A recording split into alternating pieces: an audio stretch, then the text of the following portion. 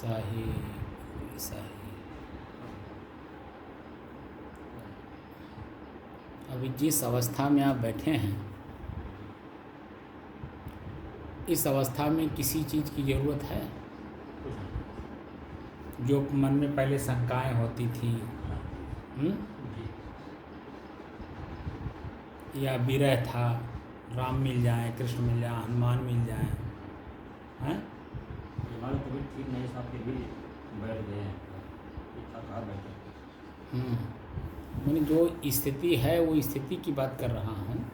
ये तो शरीर की बात आप कर रहे हैं, शरीर ठीक नहीं, लेकिन जो मैं मन की बात कर रहा हूँ, जो पहले मन में इस तरह की भावना आती थी, तो वो सब अभी क्या कह रहा है? खत्म हो गया, सब याद ही नहीं होता। कोई किताब पढ़ने का मन कर रहा है, जो किताबों में उलझनें लिखी हुई हैं उनकी अब कोई ज़रूरत है? किसी की भी कोई किताब पढ़ने की ज़रूरत है? रामायण हो, गीता हो, भागवत हो, बीजक हो, या संतों के अन्य कोई ग्रंथ हों। क्योंकि संत लोग कहते हैं आपस में कि संतन की महिमा रघुराई, संतन की महिमा रघुराई, दाल दें घी लें चुराई। दाल दें लेकिन घी लें चुराई। घी का मतलब होता है सार तत्व। तो सार तत्व तो तब तक आपको नहीं प्राप्त होगा जब तक स्वयं उनके सानिध्य में रह करके आप प्रैक्टिकल नहीं करेंगे, अभ्यास नहीं करेंगे। क्योंकि किताबों में तो आपको सब कुछ दे दिया गया, वही दाल है। दाल क्या है? किताब। किताबों में हर तरह की चीज़ें दे दी गई हैं, लेकिन उन चीज़ों को आप समझेंगे कैसे जब तक उनके पास स्वयं बैठ करके अभ्यास नहीं करेंगे। समझे ना? तो अब आप 586 दिन से जो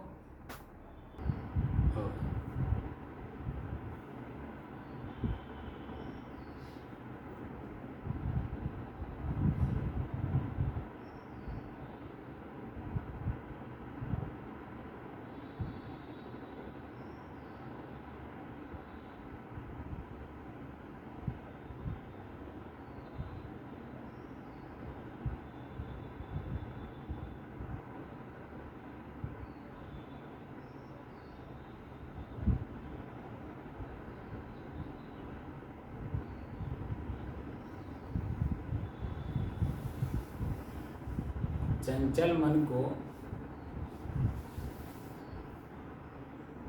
एकाग्र, स्थिर एवं शांत करने की दृष्टि से साधना करते करते आज 586 दिन, तारीख 15 जून सन 2023, दिन बृहस्पतिवार, द्वितीय सत्र।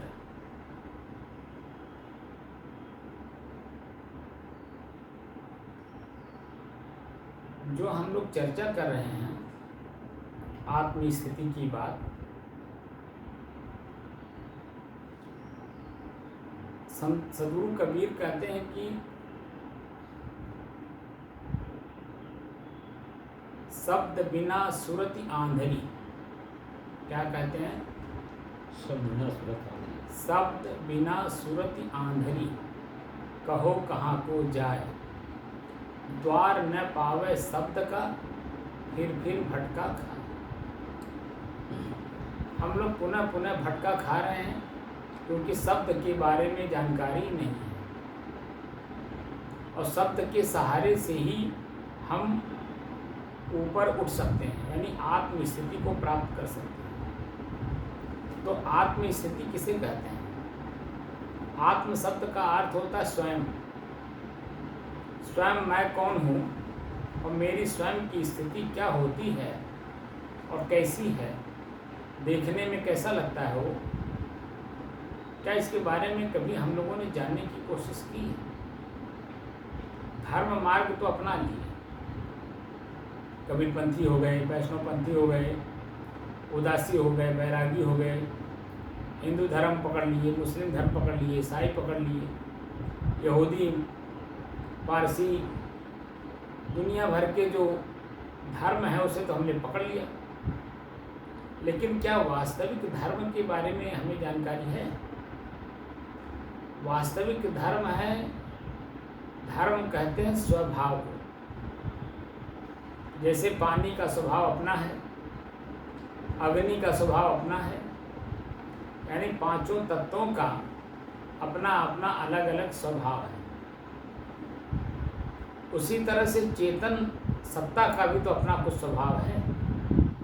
तो जो मैं कौन हूँ, मैं जो हूँ, मेरा भी अपना एक स्वभाव है, उसी को कहते हैं चेतन सत्ता। मैं स्वयं शांत स्वरूप हूँ, बाहर मैं अपने आप को ढूंढ रहा हूँ, लेकिन वो मुझे मिल नहीं रहा है। मिल इसलिए नहीं रहा क्योंकि हम बाहर ढूंढ रहे हैं। अगर हम अपने अंदर ढूंढें तो तुरंत हमें मिल जाएगी नहीं। जैसे बाहर का हमें भूख, हमारे शरीर का भूख, कहते हैं भूख लग गया, तो भूख के बारे में जब हम जानकारी प्राप्त करते हैं तब क्या होता है? कुछ खाने को, तब उसके लिए हम उद्यम करते हैं और प्राप्त भी करते हैं, और शरीर निर्वाह स्वयं का करते ही हैं और साथ साथ औरों का भी करते हैं कि नहीं? प्यास का अनुभव हुआ, पानी पिया आपने, स्वयं पिया, दूसरे को भी तृप्त किया। ऐसे ही जब हम अपने आप को जानने की कोशिश करते हैं कि मैं कौन हूँ, तो उसका जो मैं है शरीर के अंदर में, उसका अपना भी तो कुछ भूख है। वो क्या है? वह शांत चाहता है। किसी भी कार्य के परिणाम में आप देखिए, अपने आप को गोपनीय पढ़िए, तो परिणाम ये कहता है यार ये काम कर लेने के बाद शांति मिल जाएगी। सामान्य भाषा में भी आदमी प्रयोग करता रहता है। अगर खेत खरीदा जाए तो बाबू चैन के नींद लें। चैन का मतलब क्या हुआ? शांति ही तो हुई। घर बना लें बाबू तो चैन की सांस ले लें। 4 बच्चे हैं, उनके रहने के लिए आवास हो जाएगा। ऐसा इस तरह की भाषा बोलते हैं कि नहीं? लेकिन क्या कभी हम अपने आप को जानने की कोशिश की? पहली बात हमारे अंदर में खुद ही जिज्ञासा नहीं है, और दूसरी बात मैं कौन हूँ को कोई ढूंढने वाला भी नहीं है। जब कोई ढूंढने वाला हो तभी तो उसका कोई सारथी मिलेगा, और जब कोई ढूंढने वाला ना हो तो उसको सारथी कहाँ से मिलेगा? तो इसलिए जो हम लोग खोज रहे हैं वो किसको खोज रहे हैं? कि स्वयं इस शरीर में मैं कौन हूँ। क्या मैं आँख हूँ जिसके द्वारा देख करके पहचान करते हैं? क्या हम कान हैं जिसके द्वारा सुन करके हम पहचान करते हैं?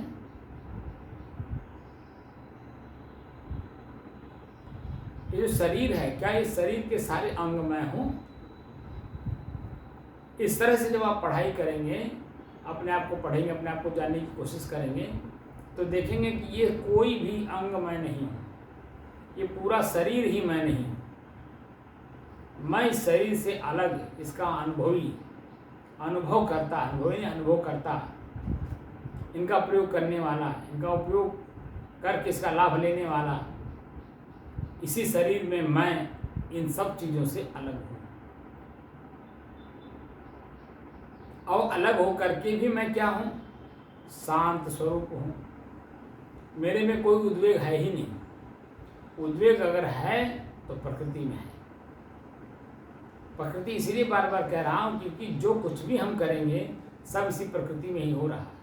हम बोलेंगे तो भी प्रकृति में, चिंतन करेंगे तो भी प्रकृति में, चिंता करेंगे तो भी प्रकृति में, और काम करेंगे तो है ही है प्रकृति में।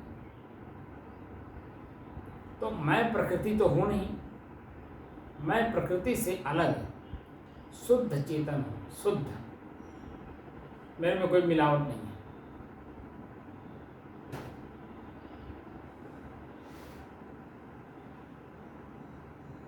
तो अपनी ही चीज को प्राप्त करने के लिए जब हम संतों के सानिध्य में जाते हैं और श्रद्धापूर्वक उनकी बातों को आदर करते हुए बातों को मानते हैं, स्वीकार करते हैं, वैसा रास्ता चलते हैं, तो धीरे धीरे धीरे धीरे हम अध्यात्म यानी अपने आप की तरफ अग्रेसित होते हैं, प्रगति करते हैं और धीरे धीरे अपने आप को जानने की कोशिश भी करते हैं और धीरे धीरे जानने के बाद स्वयं अपना तो कल्याण करते ही करते हैं, अपने सानिध्य में आए हुए अनेक जीवों का भी कल्याण करते हैं। तो सबसे पहले जो साधना हम सिखा रहे हैं वह साधना का मुख्य उद्देश्य ही है कि मैं कौन हूँ, जिसे जानने के लिए देश दुनिया से लोग संतों के पीछे दौड़ रहे हैं, मंदिरों के पीछे दौड़ रहे हैं, आश्रमों के पीछे दौड़ रहे हैं, मस्जिदों के पीछे दौड़ रहे हैं, चर्चों के बीच में जा कर के अपने आप को जानने की कोशिश कर रहे हैं। तरह तरह की चीज़ें हैं और जहाँ हम लोग खोज रहे हैं, लेकिन खोज जब तक भीतर नहीं होगा तब तक क्या प्राप्त होगा? नहीं। तो भीतर का खोज कैसे करेंगे? क्योंकि हमें बाहर भटका दिया गया, बाहर हमें भटका दिया गया। हम तो स्वयं भटके तो थे ही पहले से, हमने जिनका सानिध्य किया वो भी भटके हुए और हमें और उल्टा भटका दिए। आत्मबल दिखा दिखा करके वो हमें और भी भटका दिए। पहले से तो हम भटके थे ही और भटका दिए। तो भटकाव कैसे खत्म होगा? या तो स्वयं की ताकत हो, इतनी बल हो कि स्वयं को जानने की क्षमता हम रखें, या तो हमें किसी का सहारा लेना होगा। तो सहारा किसका मिलना चाहिए? गुरु का। गुरु का सानिध्य यानी सहारा जब तक नहीं मिलेगा तब तक हम, पहली बात तो अपने ही अंदर में दो तरह की वृत्तियां हैं हमारी। एक अशुभ वृत्तियां जो काम, क्रोध, लोभ, मोह, राग, द्वेष, ईर्ष्या, जलन, प्रसन्नता, इनका पूरा प्रेरक है। एक इसी में आपका दूसरा भी प्रेरणा देने वाला मन है, दया, क्षमा, संतोष, धैर्य, विचार, विवेक, गुरुभक्ति, नम्रता, कोमलता, ये दैवी गुण हैं। इन दैवी गुणों को आपको अपने जीवन में धारण करने की प्रेरणा मिलती है। बात कुछ समझ में आ रहा है? तो जब तक हम सब कुछ वास्तव में त्याग नहीं करेंगे, त्याग हमें शरीर से नहीं करना है, मन से करना है।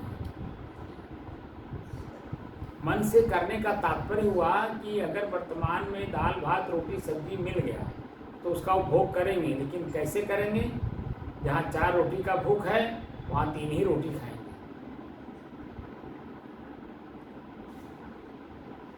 जहाँ हमें 3 रोटी की भूख है तो हम 2 ही खाएंगे। इस तरह से अपने आप को धीरे धीरे धीरे धीरे प्रकृति से अपने आप को बचाना होता है। और जैसे जैसे प्रकृति से आप बचते जाते हैं वैसे आपकी आंतरिक, आपकी शक्तियाँ अपने आप बढ़ती जाती हैं। और आंतरिक शक्ति प्राप्त किए बिना ये जो मैं साधना सिखा रहा हूँ इसका मिलना दुर्लभ ही नहीं दुर्लभतम है। क्योंकि आज वर्तमान में उस तरह के कोई संत भी नहीं रह गए हैं कि जो उनका हूबहू दर्शन करा सकें। इसलिए दुर्लभ ही नहीं दुर्लभतम है। और इस दुर्लभतम वस्तु को प्राप्त करने की दृष्टि से अगर आपने साधना चॉइस किया है, चुना है, तो उसको पूरा करिए।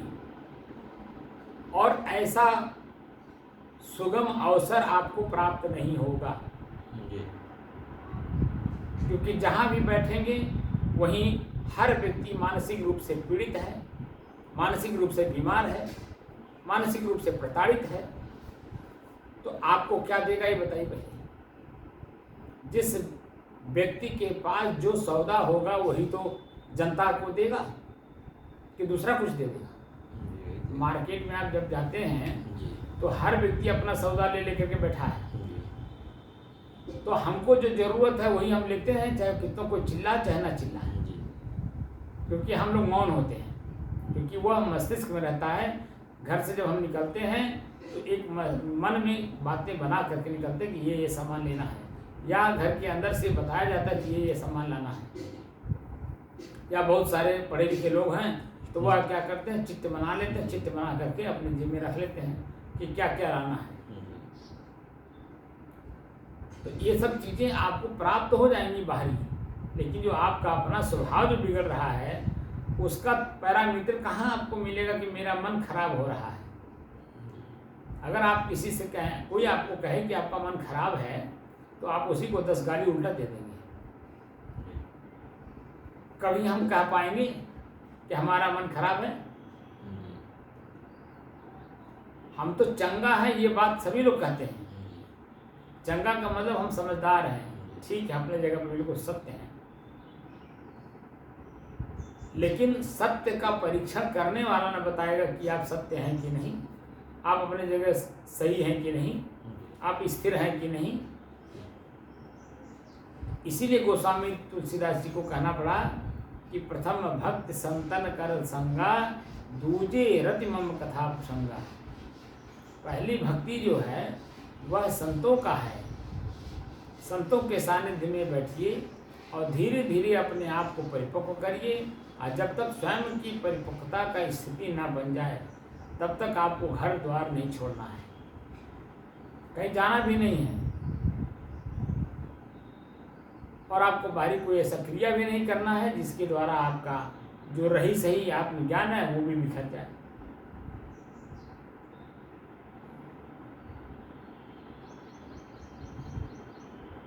इसलिए मानसिक रूप से जो हम बीमार हैं, इस मानसिक बीमारी को स्वयं देखना होगा और स्वयं ही इसका ट्रीटमेंट करना होगा, और स्वयं ही अपने ही मन के द्वारा स्थापित जो विधि विधान है उन सब को त्याग करना है। लेकिन कैसे त्याग करना है, ये प्रतिदिन सहज रूप से, सहज भाव में जब उसे समझने का प्रयास करेंगे तब।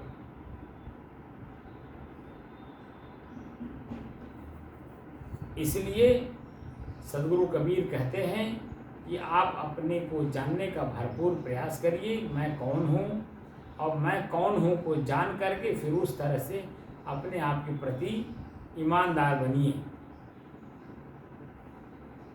ईमानदार बनने का मतलब होता है कि वह हूबहू जो कुछ भी करेगा, जहाँ कहीं होगा, जिस रूप में होगा, जिस परिस्थिति में होगा, अगले वाले को उसी तरह की भाषा प्रयोग करके उसके मोबाइल पर, उसके जीवन पर उसका असर डाला जाता है।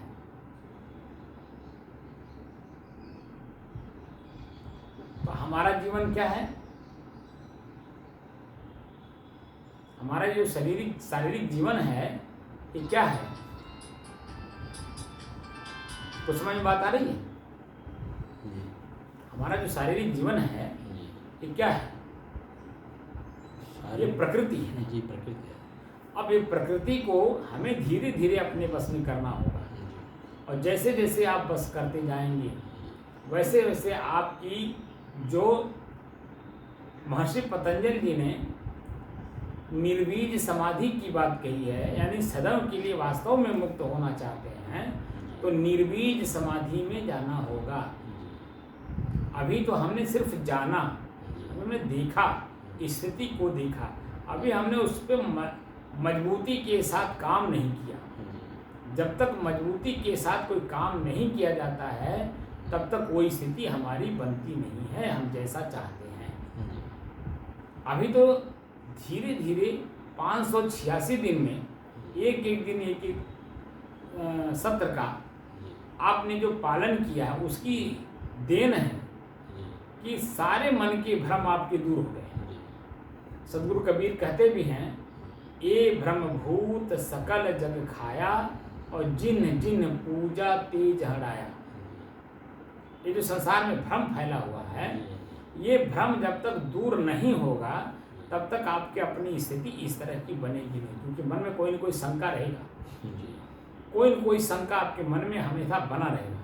और जब तक मन निर्द्वंद्व नहीं होगा, शंका मुक्त होगा नहीं, तब तक ये स्थिति आपकी परिपक्व होगी नहीं। अब परिपक्व होने के बाद भी देखकर, जानकर और समझकर एक एक दिन का आपको अपने ही अंदर की वासना को निकालना होगा। जब तक आप अपने आप को वासना मुक्त करेंगे नहीं स्वयं, तब तक आपकी यथा स्थिति बनी ही रहेगी। यानी जन्म होगा, लेकिन यह है कि ब्राह्मण घर में होगा, अच्छे विद्वान के घर में जन्म होगा, अच्छे श्री जो संपन्न हैं उनके घर आपका जन्म होगा, लेकिन मुक्ति नहीं हुई। हम जिस काम के लिए ये कार्य कर रहे हैं, सदैव के लिए हम दुख से छूटना चाहते हैं।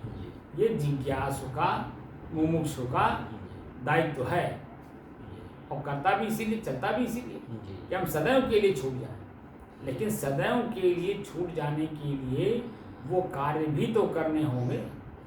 जैसे आप घर से निकलते हैं, तो अगर कोई काम रह गया है तो पुनः देर सवेर आपको उसी घर में वापस जाना होता है। लेकिन अगर काम पूरा फाइनल कर रखे तो आप दूर से दूर की यात्रा बड़े मगन भाव से कर लेंगे। लेकिन अगर आपने घर से निकलते समय हर काम को आपने सुचारू रूप से कर नहीं लिया है, मन तृप्त नहीं है, तो 4 कदम आगे जाएंगे तो फिर 4 कदम पीछे वापस आएंगे। अरे अभी ये काम छूट गया, अभी ये चीज़ छूट गया, अभी मोबाइल छूट गया, अभी रुपया छूट गया, अभी पर्स छूट गया। पुनः लौट करके आपको आना होगा। लेकिन जब घर छोड़े और हर तरह से देख करके छोड़े, तो कहीं दोबारा आने की चांस है नहीं। ऐसे शरीर रूपी घर को त्याग करना है, यानी दोबारा हम शरीर धारण ना करें, तो निर्बीज समाधि का अभ्यास करना ही होगा। अभी तो हमने क्या स्थिति बनाई, हर चीज को जानने, देखने और समझने का प्रयास किया है।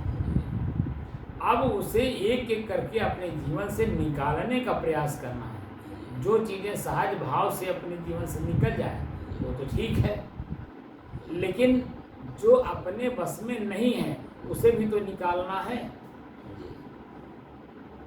उसे कैसे निकाला जाएगा? जब तक देखेंगे नहीं, जानेंगे नहीं, समझेंगे नहीं, तब तक वो आपके जीवन से निकलेगा कैसे? इसलिए निकालने की दृष्टि से काम करना है, न कि उसको जमा करने की दृष्टि से।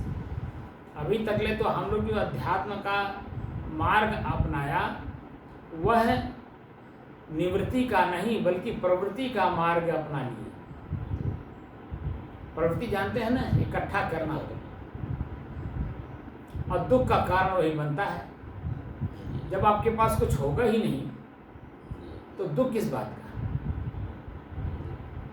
दुख तो तब है कि जब हमारे पास कुछ है, क्योंकि उसी को लेने वाले संसार के लोग हैं। आपके स्वयं के ज्ञान का आप आदर देते हुए आप सामने वाले को आप अपना ज्ञान दीजिए तो कोई लेने को तैयार नहीं है। लेकिन जो बाहरी आपका धन है उसको न चाहते हुए भी, न देते हुए भी, और उसके लिए लालायित है, और उनकी वो लालायितपना उनको अपने ही दुखों के गर्त में उन्हें ले जा रहा है।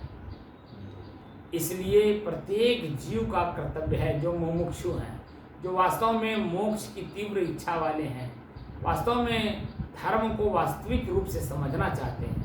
धर्म कहते हैं स्वभाव को। आपका अपना स्वभाव क्या है? क्योंकि बीच में बाधाएं बहुत आएंगी। रूप अपना स्वभाव दिखाएगा, रस अपना स्वभाव दिखाएगा, गंध अपना स्वभाव दिखाएगा। जितनी इंद्रियां हैं वह सब अपना अपना रूप दिखाएंगी, लेकिन साथ साथ आपका अपना ही मन जो देखा हुआ है, सुना हुआ, भोगा हुआ है, उसी का बार बार स्मृति में ला करके आपको और दुख के गहरे गड्ढे में ले जाके गिराने को तत्पर है। उससे कैसे बचेंगे? जब बचने का उपाय मालूम होगा तभी तो बचेंगे। जब बचने का उपाय ही नहीं मालूम होगा तो बचेंगे कैसे आप? इसीलिए कोई भी काम करिए, प्रोफेशनल करिए। अंग्रेजी में कहते हैं प्रोफेशनल, यानी उसके अलावा दूसरा काम कुछ आपको दिखाई दे ही ना। आप सभी लोगों को देखते हैं, सभी लोग अपने अपने कार्य में दक्ष हैं, लेकिन क्या हम जिस रास्ते को चुने हैं, जो मैं अपना दायित्व बना लिया, इस लाइन में हमें जाना है, क्या उसके बारे में हम जरा सा भी सिकन महसूस कर रहे हैं? कि हमें यह काम करना है, कभी ऐसा अनुभव होता ही नहीं है कि होता है। होता है, तभी तो आ रहा है सर। नहीं, सामान्य जन की बात कर रहा हूँ, आप तो अब विशेष हो गए ना। क्या आप भी, आपके अंदर में भी जब सामान्य अवस्था भाव था, तो क्या इस स्थिति को पाने के लिए आपने अपने आप को परिमार्जित करने की कोशिश की थी कभी? जी। क्योंकि 4 कदम आप चलते थे, 4 कदम फिर आगे चले, 4 कदम पीछे हो गए, इसीलिए वो चीज़ें प्राप्त नहीं हो रही थी। अब क्या है कि मैं सीधे एकदम एक रास्ता आपको लेके चल रहा हूँ, उसमें कोई इम्पट है? तभी तो आपकी स्थिति इस तरह से बनी। अगर मैं उस तरह से लगातार आपको न ले आता, तो बीच में ही आपका मनोवृत्ति आपको ही आपके ऊपर चढ़ करके आपको पटक देता।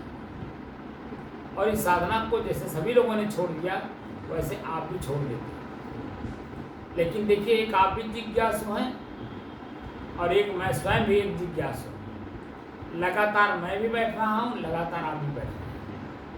तब जा करके आप हम लोगों की स्वरूप स्थिति कह लीजिए, चाहे आत्मस्थिति कह लीजिए, वह प्राप्त हो रहा है कि नहीं? हो गया नहीं, हो रहा है। हो गया शब्द कहने का मतलब आगे आपको जरूरत नहीं है, लेकिन अभी हमें जरूरत है। जब तक हम खुद अपने आप में परिपक्व ना हो जाएं, दाएं बाएं आगे पीछे ऊपर नीचे अपने आप को बचाने की कला ना सीख जाएं, तब तक हमें ये कभी नहीं कहना है कि हम परिपक्व हैं। और सिंपल जीवन जीना है, एकदम सिंपल। जानकारी हो गई सर। पूरा का पूरा जीवन हमारा सहज और सरल होना चाहिए। जितने ही सहज और सरल होंगे, आपकी अपनी तो उन्नति होगी ही होगी। आपके सानिध्य में जो बैठेगा व्यक्ति, उसकी भी उन्नति होगी, क्योंकि आप चर्चा ही उसी के बारे में करेंगे। ये स्वाभाविक है, जो व्यक्ति जैसा होता है उसके मुंह से आवाज उसी तरह से आता है। तो जो वाणी निकलती है, तो हमारे शरीर का बदलाव भी उसी अनुसार होता है। कान जो सुनता है उसी तरह से अपने आप को बदलता है। आँख देखता है, सामने वाला कुछ बोल रहा है, पूरी बात पहले सुनता है, सुन करके फिर उस रास्ते को वो भी चेंज कर देता, बदल देता है। तो हमें इन्हीं सब उदाहरणों से ये जानना है कि मैं स्वयं कौन हूँ, स्वयं इस शरीर में मैं कौन हूँ, और इसी शरीर में मैं कहाँ रहता हूँ। जैसे आँख नहीं है तो भी मैं हूँ, कान नहीं है तो भी मैं हूँ, गला नहीं है तो भी मैं हूँ। यानी किसी भी विषम परिस्थिति से लेकर के और वर्तमान स्थिति तक कोई कुछ भी कहे, आखिर हम हैं कि नहीं हैं? जी हैं। तो अपने होने का आप अस्तित्व बताएंगे कि नहीं बताएंगे? लेकिन नहीं है इसी शरीर में, शरीर में है लेकिन शरीर में नहीं है, इसको कैसे आप वेरीफाई करेंगे?